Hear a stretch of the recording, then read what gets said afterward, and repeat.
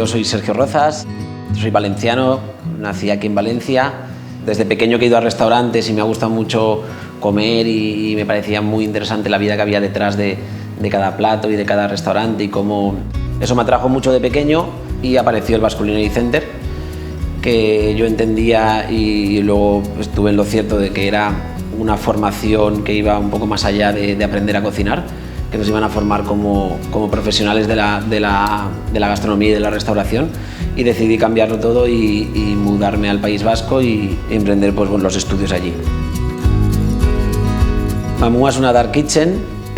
Nosotros no tenemos un restaurante como tal, no tenemos una sala donde podamos dar de comer y de cenar a los comensales, sino que trabajamos en delivery y en takeaway. Digamos que la peculiaridad que tiene Mamua es que nosotros somos capaces desde una cocina de 55 metros cuadrados sacar 3 marcas e incluso llegar a tener 4 o 5 marcas, que es nuestro objetivo.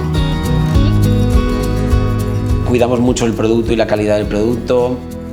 Para nosotros sí que es importante el utilizar el producto nacional, porque tenemos la suerte de vivir en España y que tenemos producto que es excepcional y que no hace falta salir fuera a buscarlo.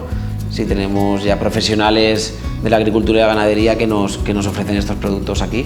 Y cada vez el delivery está enfocándose más y está dándole más importancia a servir comida de calidad y a servir gastronomía de calidad. Y al final es que yo creo que el cliente está demandando este tipo de productos. Creo que cada vez el cliente tiene mayor cultura gastronómica y está más pendiente y es más consciente de lo que come. Y nosotros como profesionales de la hostelería y de la gastronomía tenemos que ir a la vanguardia de esto y ofrecerles al cliente lo que él está demandando.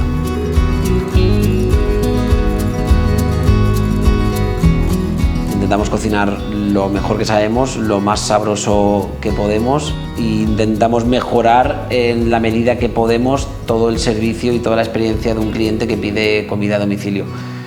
Si creemos que hemos inventado algo, no tenemos esas pretensiones de haber inventado nada, sino simplemente de coger aquello que creemos que es bueno e intentar mejorarlo.